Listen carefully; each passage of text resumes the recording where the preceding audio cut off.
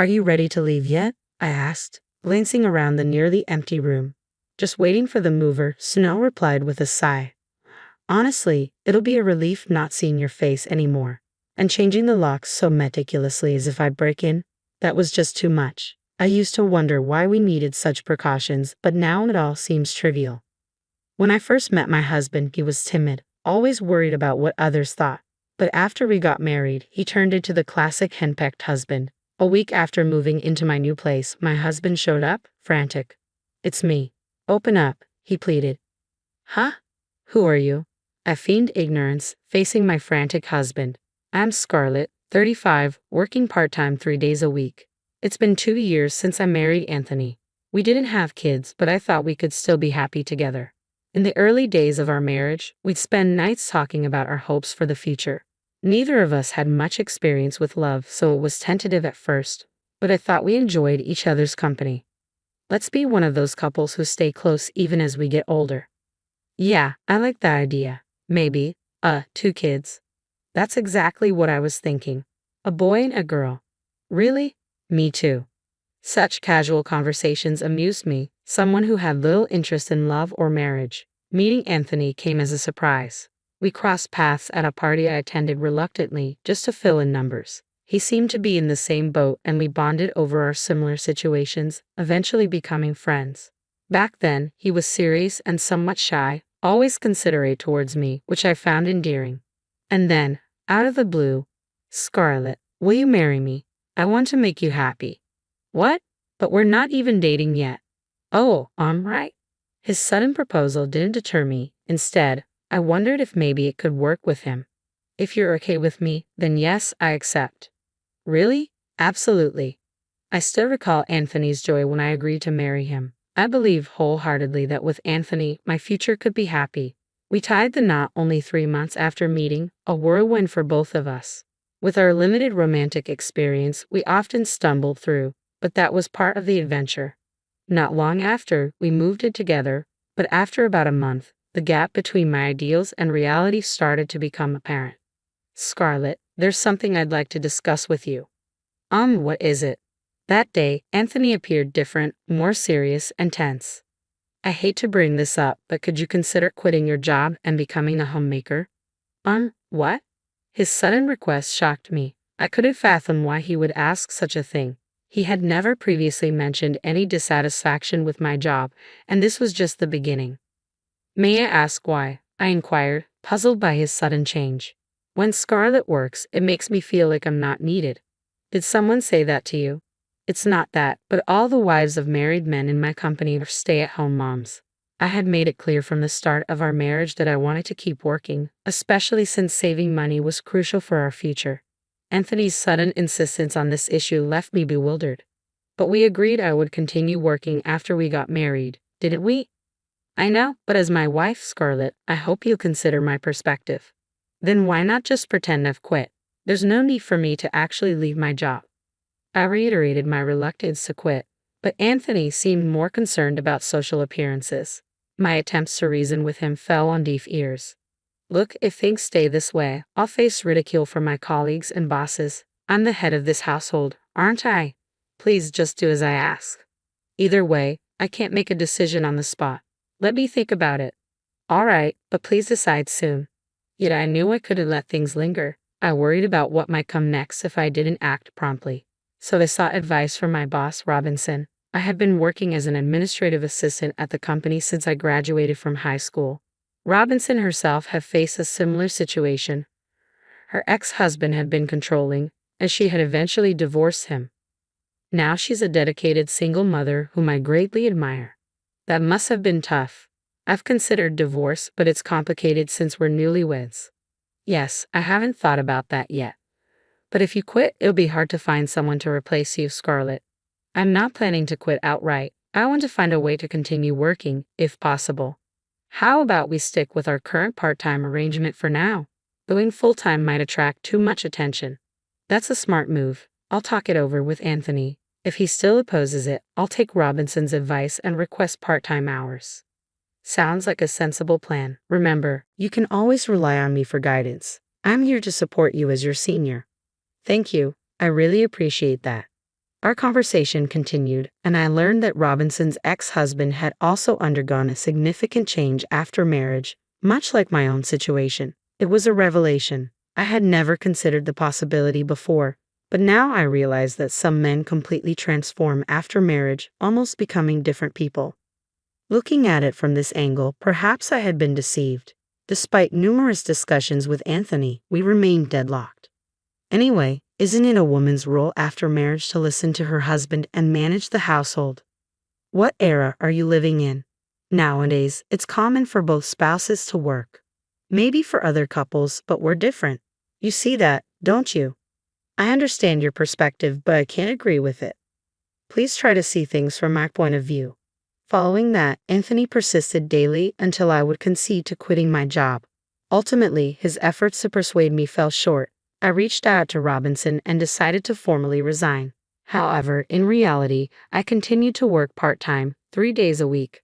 Thankfully, my boss understood my predicament and allowed me to reduce my hours. I resigned from my job at the company just as Anthony wanted. Really? Thank you. Now I can feel more secure about my position at work. I'm glad to hear that. By now, it seemed Anthony was solely focused on how others perceived him. I couldn't help but feel bewildered by his abrupt transformation. I chose to deceive him, hoping to salvage our relationship, but soon realized it was a mistake. I had hoped starting anew would improve things between us, yet he continued to assert his superiority and direct his frustrations at me. Today, a junior colleague is coming over. I need you to host. What? I had no idea. Sorry, it was a last-minute decision. Just keep it simple. Please get everything ready. Wait a minute. He hung up, so I prepared drinks and snacks for the guests. However, Anthony appeared displeased. Didn't I ask you to prepare for today? You mentioned just keeping it basic. And you took that literally. This reflects poorly on me. I need you to fulfill your role as a wife properly. What exactly does that mean? I did my best. Is there an issue with me? No, not really. Anthony's expression was unlike anything I had seen before. I was so taken aback that I couldn't find any words. From then on, he started inviting guests over almost every week. While he enjoyed himself, he expected me to be on standby, prepared for anything. I think he wanted to impress everyone with how capable a husband he is. Anthony, having guests over every week seems excessive. No, it's fine. Everyone enjoys it, and you should support my decisions. It's your duty as my wife, Scarlett. But it's also expensive. You'll figure it out. Yet Anthony's extravagance showed no signs of slowing down. How exactly am I supposed to manage it? Oh, stop complaining. Whenever I asked a question he didn't like, he dismissed it as nagging and avoided giving a direct answer.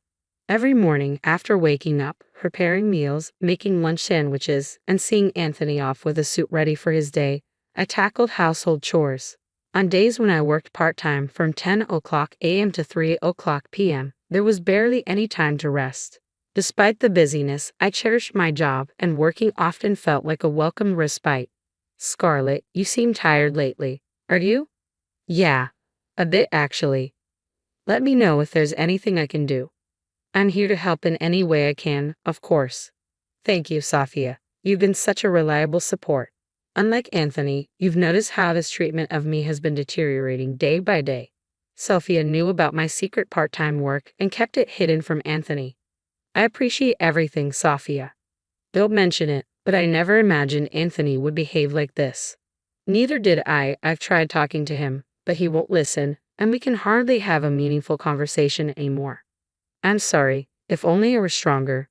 Don't be too hard on yourself. You're managing work and household tasks admirably. I really appreciate all your help. I'm glad to hear that. Living with Sophia had been nothing but a positive experience for me. However, it seemed Anthony wasn't comfortable with how close Sophia and I had become, and because of that, he made a shocking decision. Where's Sophia? Mom's gone. What do you mean, gone? Mom's getting older, and I thought it would be best for her to be in a facility. You actually placed her in a home. Yeah, just finished settling her into the new place. Now I have the house to myself.